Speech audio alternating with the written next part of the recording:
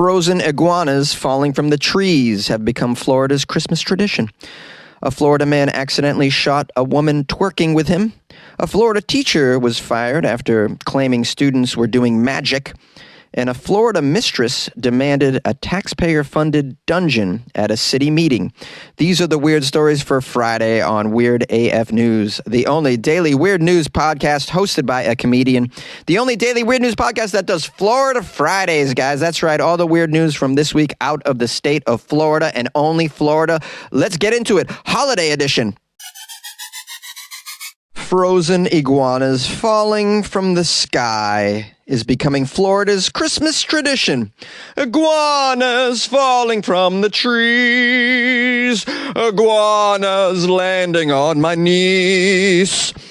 Yeah, that's right. I'm improvising songs about iguanas falling from the sky in Florida. That's how we do it on Weird AF News. During this week's Arctic blast, the forecast for Florida obviously has been cold, with a chance of falling iguanas. Watch out.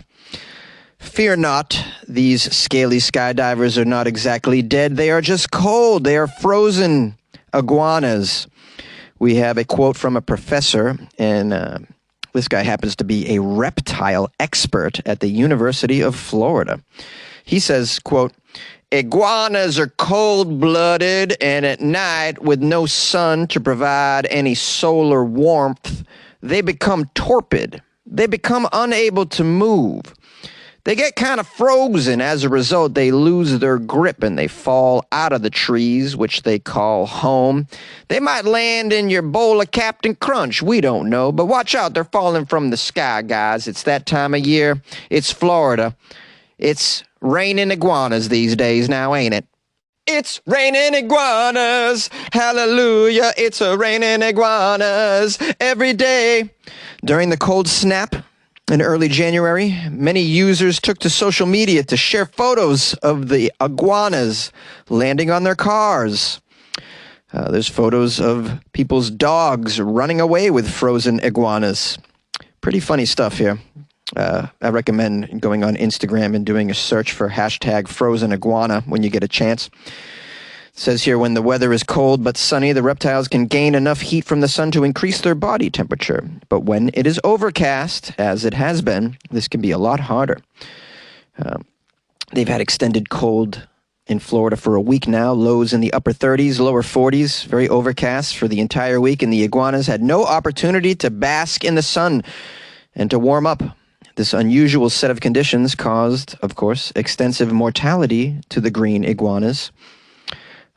The nighttime temperatures have stunned the iguanas, and then the winds blow, and the frozen iguanas get blown off the branches. I'm sorry, I'm laughing, but these iguanas are definitely suffering. Now, they don't really die. Of course, they just sort of land on the ground stunned, and then when the weather returns to normal, the fallen iguanas can warm up their bodies once again and then return to business as usual.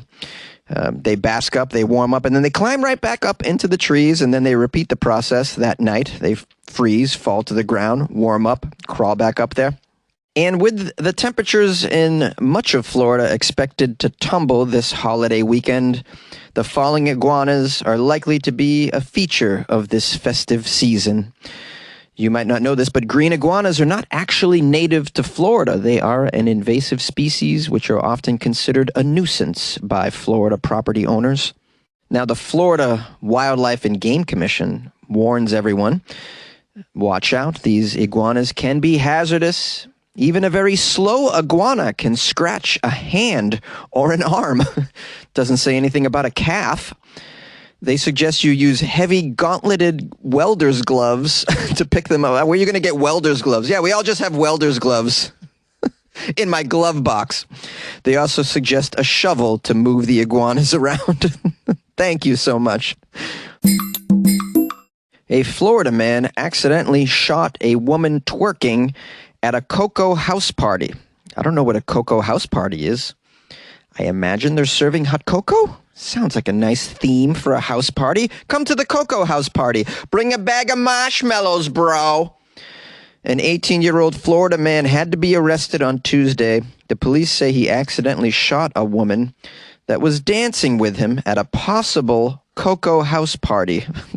Well, I need to know, is this a Coco party or is it just a possible Coco party? I don't know how you determine that it's just a possible Coco party.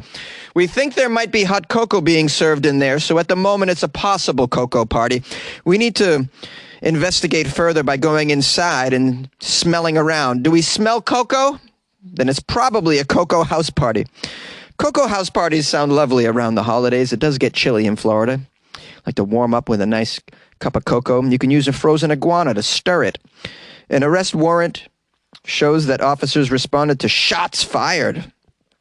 This took place at 10 p.m. The police say they found a Florida woman who had been shot, unfortunately, and they transported her to the hospital. Multiple witnesses told the police that the victim had been, quote, twerking near a Florida man named Marquise Thomas. Oh, okay. Sounds like she was trying to give Marquise a very lovely time. While she was twerking near the Florida man, a firearm in his possession discharged and fired a round, striking her in the back, according to the affidavit. Another witness said the gun accidentally just went off. Well, sounds a little premature. I'm sure Marquise has an explanation for this.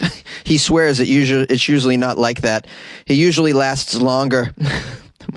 Wonder if he asked for a second date. The officers say they discovered that multiple people, both juveniles and adults at the Coco party, had been given alcohol. Oh boy, well, you know, sometimes you got to spike that cocoa. I like a little bit of Bailey's in mine. That can really spice it up a bit. They were given alcohol by the owner of the house, who was possibly hosting a party at the time. What is with this possible business? Either the person's hosting a party or they're not. Either there's cocoa there or there's not. Possible. Get down to business, police. This is your job. I want to know. Turns out they got some cell phone footage of that night showing the Florida juvenile handling a firearm in a reckless manner around the children. There's underage teens with alcohol. My goodness. Someone's wearing a black hoodie with a Glock logo. Oh, can't hang out with those near-dwellers. The black hoodie with a Glock logo. Oh boy, you can't have them at your Coco party. Hey man, come on now. This is a very tame Coco party. And please leave your gun at home. We do encourage twerking at our Coco party, though. We love that. Please don't shoot the twerkers at the Coco party. If you could. The twerkers are bringing us joy. I don't know why you would shoot them. The police say they spoke with the victim after she was released from the hospital following some surgeries. She told them that Thomas and another individual had been playing around with a firearm when she told them to stop. She was busy twerking. Please put that away while I'm twerking. She felt the firearm and attempted to move it out of the way before the round struck her. I mean, who's brandishing a firearm while you're dancing with a twerker? This is horrible. The affidavit shows that Thomas, the Florida man, who she said she knew since October, sent her a message via Instagram 2 days following the shooting saying, quote, "I am truly sorry. That was never intended to happen, especially to you. If there's any way I can get a second chance and talk to you on the phone, can you please let me know and send your number?" He shoots a gal trying to dance with him and then DMs her for a second chance. Come on, dude. Oh, this is not how you do it, man. Man, I was just joking up top about the guy asking for a second date. Turns out he actually had the nerve to shoot a twerker and ask her if she would like to go dancing. Wow, Florida man, so much confidence. A Florida teacher has been fired after accusing the students of doing magic. A teacher in Florida was let go after allegedly disrupting some Muslim students as they prayed and accusing these students of doing magic. This is according to a TikTok video that has since gone viral. The video was posted yesterday, and it was liked over 800,000 times. It shows 3 Franklin Academy Muslim students performing a prayer as one of them recites some lines from the Quran. As they take to the floor in prostration, a teacher is heard in the background. The teacher is quoted as saying, "Hold on, this is my office. Y'all doing all this magic in here? Stop doing this magic in my office." The teacher is then heard blowing a whistle and trying to get the students' attention before walking over them as they pray. almost stepping on one of their hands in the process. The teacher can be heard saying, "I believe in the Jesus, so I'm interrupting the floor." Much like Christians, Muslims believe in Jesus as well. The teacher asks, "And why are you in my office? Why are you in my office?"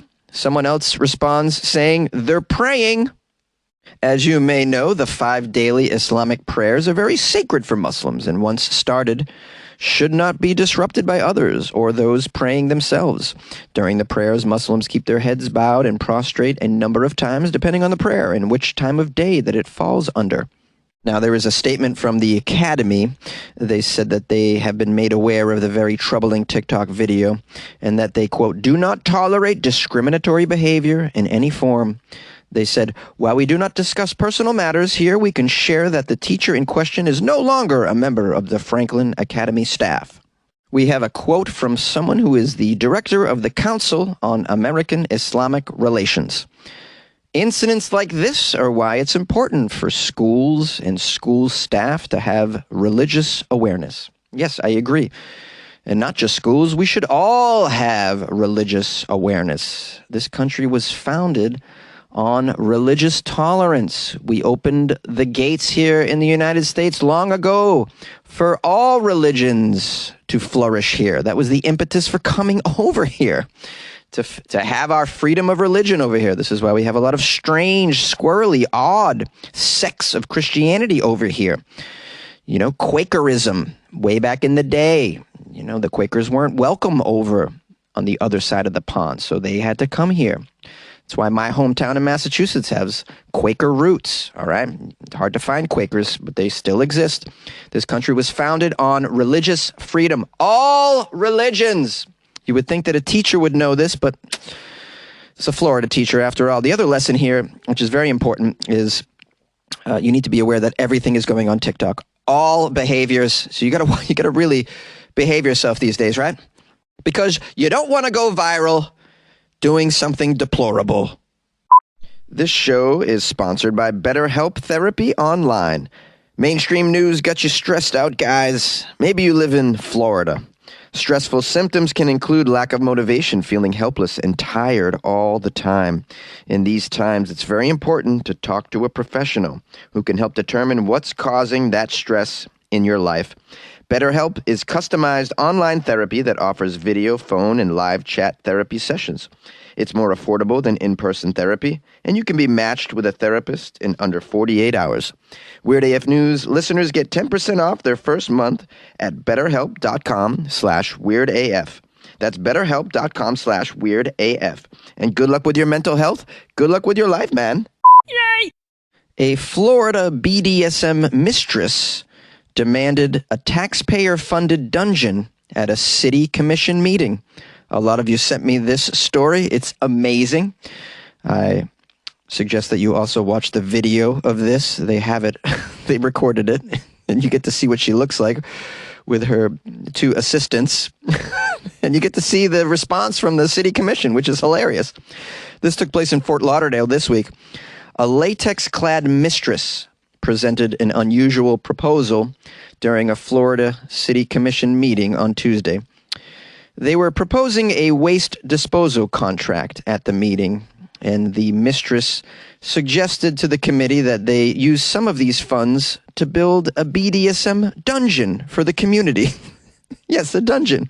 Who doesn't need a dungeon for the community? You know, I've seen, taxpayer money go to strange things.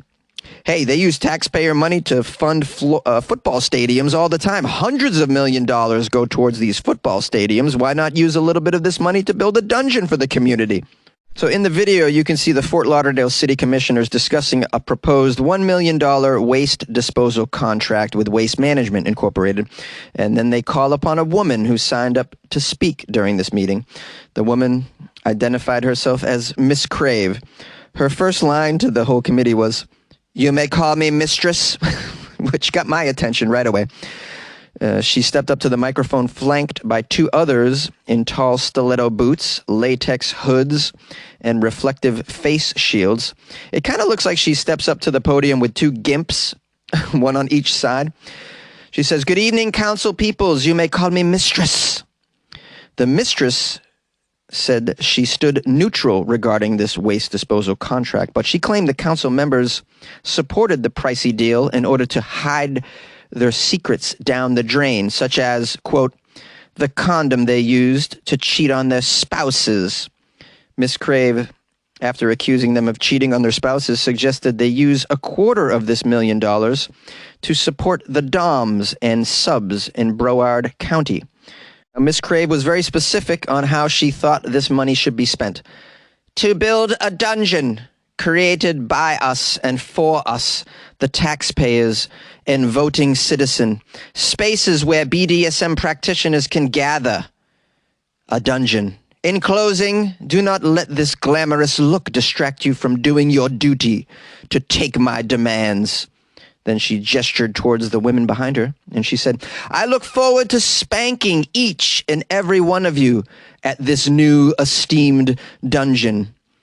After walking off in silence, a council member dryly wished them a happy holidays, which is hilarious to hear. Another member asked the committee, are there any districts that have a dungeon that we know of? To which another city manager replied, not that I know of. Okay, just wanted to check if there were any dungeons out there. It's amazing. The media has since reached out to Commissioner Warren Sturman, who is quoted as saying, well, while we in Fort Lauderdale strive to be diverse and all-inclusive, to the best of my knowledge, we currently do not have any dungeons located in District 4 of the city, nor plans to do so at this time. The media reached out to Miss Crave, but she did not return the message. But they have since learned that she is connected to the Crave nightclub. I assume this is a BDSM nightclub that she owns. The women handed out business cards for Crave nightclub during the meeting as well. Okay. Trying to drum up some business for their local nightclub. I like it. And, I have to tell you, overall, there are worse things funded by taxpayers. We all know it. They just fund the dumbest things all the time. So why not a dungeon, huh? I mean, can't we all be a fan of Whip 'em Wednesdays and Ball Gag Thursdays? How about it, guys? What do you think? Call the show 646-450-2012. You like podcasts? You're listening to my podcast. Maybe you thought to yourself, I'd like to make a podcast. Too difficult. No, not with Anchor. Anchor has free creation tools that allow you to record and edit your podcast from your phone or your computer. Anchor distributes your podcast to Apple, Spotify, Stitcher, and more. They have advertising integration, so you can even make a little money off your podcast. Everything you need to make a podcast in one place. Download the free Anchor app or go to anchor.fm to get started. And good luck with your podcast. Good luck with your creation. Good luck with your life, man. Bring out the GIMP. The GIMP's asleep.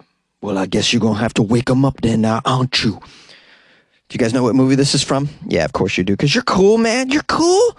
You're with it. Maybe you even have a dungeon in your home. Wow, that's pretty edgy, man.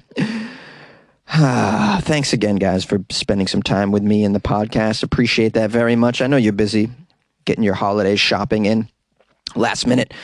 I want to thank everyone who's reached out to me, sending me Florida articles the past couple of days. Very helpful, very helpful. I also got a lot of pictures emailed me from listeners who have their pets dressed up in holiday gear, such as Joe Wingert, who sent me a doggy Christmas pic. Also, Michelle Blewett sent me a photo.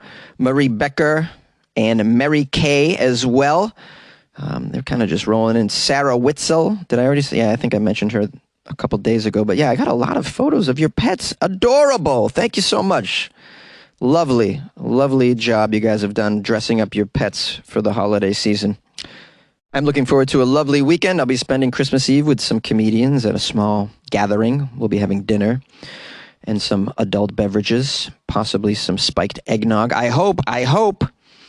And then on Christmas Day, I'm going to be volunteering at a local comedy club, feeding and entertaining the homeless. So that'll be fun as well. I don't have much family out here, so my Christmases are usually quite dull. So it's good to keep busy, doing something good for the community. It'll keep my mind off the fact that I'm not around family. And it's a nice, fun time. I did it last year and had a blast. So looking forward to that. I hope you guys are having a lovely holiday with your family and friends and close loved ones.